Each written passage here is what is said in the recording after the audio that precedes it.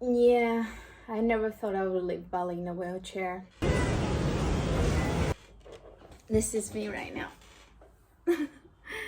Okay, so what happened? Let me just update you with what I've been up to for the past 2 months. So today, I'm just gonna be sitting here, input, we're not going anywhere, just a little bit of life update of what I have been doing and what is my plan for the future, since you guys been always so supporting. Thank you so much for, especially for being on this channel since I started this channel probably 3 years ago, I guess now.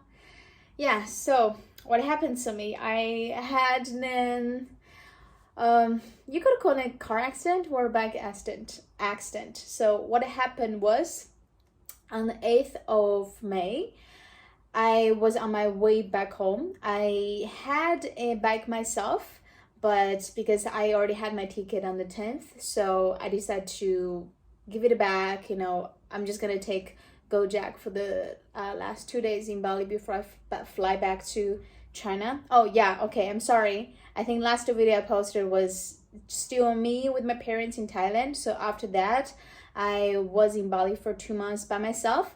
And then I had to fly out of the country because of the visa thing. So I booked a ticket back to China. So 2 days before my flight out, I had this accident. What exactly happened was I was on the back seat of a Gojek motorbike taxi, and we were just driving on the road. The roads in Bali are very, very narrow and the traffic is always horrible. So there were like two lines in the streets. Most of bikes, when they drive in Bali, they don't really drive on the main side because just so many taxis. So all the bikes will go on the side. And so we were on the side, and there was a parked van on the side of the road. And all of a sudden, he opened his door without looking back of his mirror.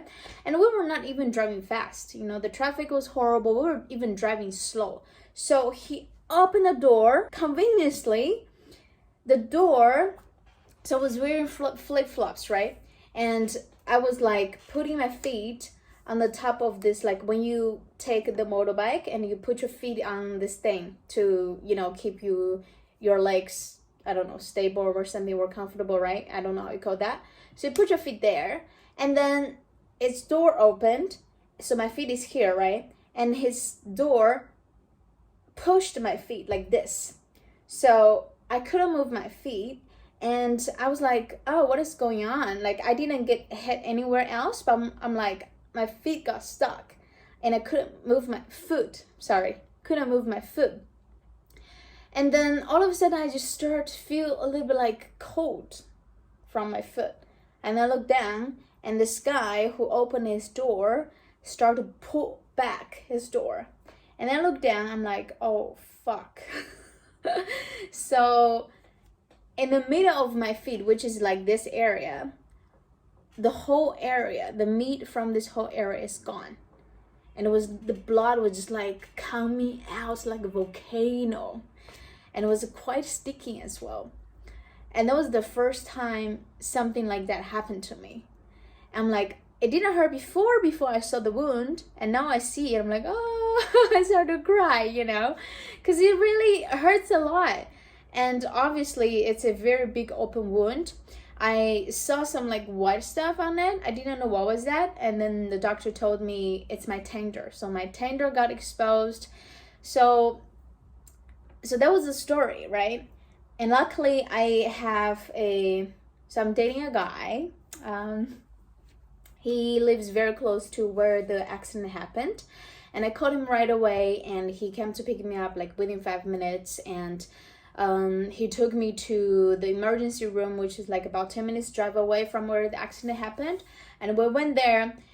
So doctor took me in, and he just washed it, wrapped it up real quick. Took him like probably 5 minutes, or I don't know, maybe less than 10.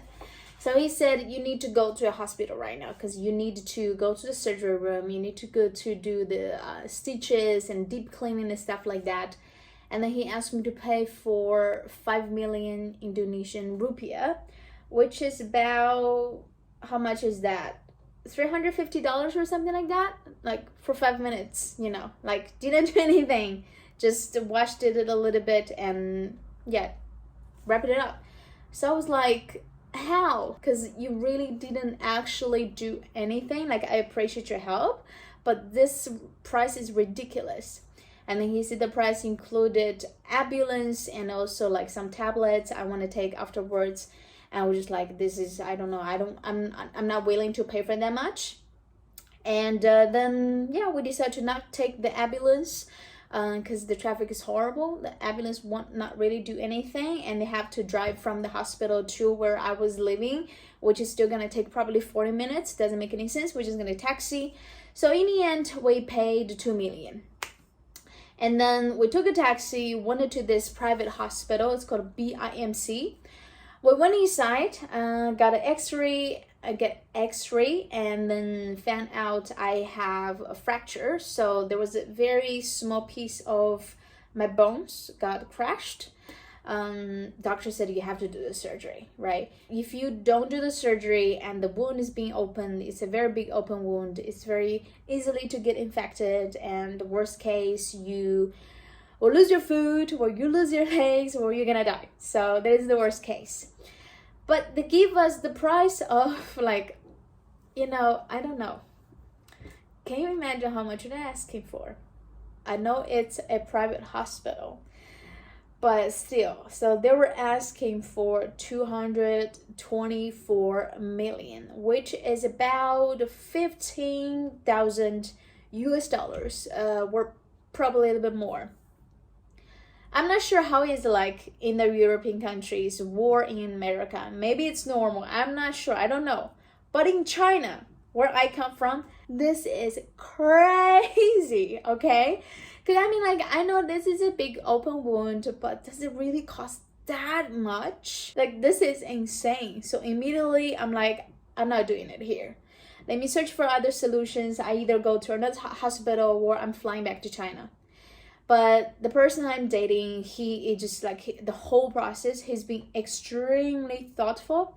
He took care of me like so well. He was running around, helping to do everything. He was the only person there for me. Of course, I had other friends, but I didn't ask them to come. Yeah, but this guy, he helped me so much. And afterwards, he even told me he was even willing to help me to pay for that. Obviously, yeah. Anyway, yeah, so in the end, I just insist on, let's just change her another hospital, or we do the stitches here, and then I'm just gonna close the wound temporarily. I have to go fly back to China to fix it. But then doctor suggested us to go to another public hospital, and they said the doctors pretty much on the same level, they come from the same school, so the procedures will be exactly same, but will cost much less. So we immediately went into another hospital and got a surgery scheduled within 2 hours or something, and the surgery was about like 20 million. And I didn't have to really put any metal in my foot. So within 2 weeks, I probably can remove my stitches, and I can back to running, training in about 2 to 3 months, which is still good news. I could go back home after the surgery as well the same day, and I still be able to took my flight on the 10th. That's why I'm back in China now. My parents come to pick me up from the airport, which was extremely cute because these two guys, they divorced 25 years ago, and they've been not really talking to each other. And the first time they back to friends mode was last year when I come back to China after 3 years of traveling. So yeah, I sort of brought them back as like, friends, I guess. So it was extremely cute when they come to pick me up. Also, airport staff they were so nice. The moment we got off the taxi and the airport, the staff came to pick me up from the airport with the wheelchair. So he was like helping me to do the checking. Obviously, I didn't have to get into any lines. Yeah, just all very, very VIP services. And yeah, the whole process was very, very smooth. Everybody was helping me in the airport, so I felt quite actually so blessed. And yeah, so for now, I think my wound has been healing pretty well. Just quite grateful of, when sometimes like accident happens or when you really need some help, that is always a very good time to see who cares about you the most, who are your real friends. And yeah, I'm in some ways I'm actually quite grateful of this happened, so I could see people who are around me are just so caring and loving. I really appreciate them. And honestly, during the process of like waiting in the hospital, getting the surgery, my mindset was just like, so my dad was like telling me through the whole process, I didn't really seem to care about my foot, but the fact that he was there for me, taking care of me. Yeah, I think that was true because, well, to me, I'm very positive. I mean, like, it is really big wound, but I don't really care about it. I certainly don't really care about the wound because, I mean, it's on my foot, it's on my face, so I guess I'm okay. And tragedy already happened. If you still try to put yourself in the victim mood and just keep thinking, if I did that, or if I did this, and this probably will not happen, and then you will just be in this, like, emotional loop where you just trap yourself in, and you're already in physical pain. So why would you want to have more burdens in your mind to, keep yourself like sad or like frustrated or anything? So my approach is always focus on what you can do now and see what we can fix it and what we can avoid in the future. Like for now, definitely, guys, no matter where you are, when you're on a bike, wear a helmet. Luckily, I was wearing my helmet that day. And buy insurance, okay? Because especially places like in Bali, I also heard in Thailand, if you're a foreigner, they would just charge you like a crazy amount of money, which doesn't, I mean, like, okay, and I'm not going to judge anything, but like, get insurance. So if you don't have insurance and if you're planning to travel, go check my description or the first comment. Get your insurance from Safety Wing. That you can get the Nomad insurance. They can cover you from, I think, 28 days or up to I don't know how many months, but they're pretty good. So get your insurance from there. If you're traveling or if you're like living abroad, please buy insurance, because we never know when the accident happened. The reason why it's called accident, because it's just an accident, you know what I mean? So don't think you're the lucky one. Also, it's not just about you, it's about the people who loves us, who we love as well. It's about our parents, our friends who cares about us. If there's anything happened, don't put any extra burdens on them. So if we can prevent something happening in the future from our end, just do it.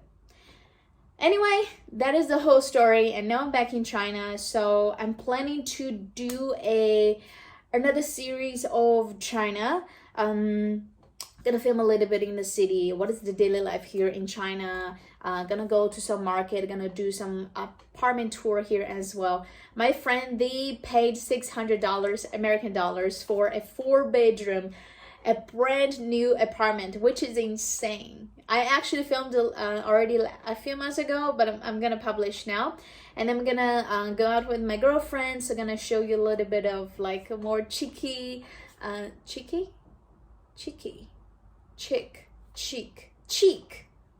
know what I'm saying? Chic, modern lifestyle here in Chengdu, China as well. Gonna try some hot pot, our local food. So stay tuned, and thank you guys so much for following my channel. Thank you guys for giving me support through Instagram for my accent as well.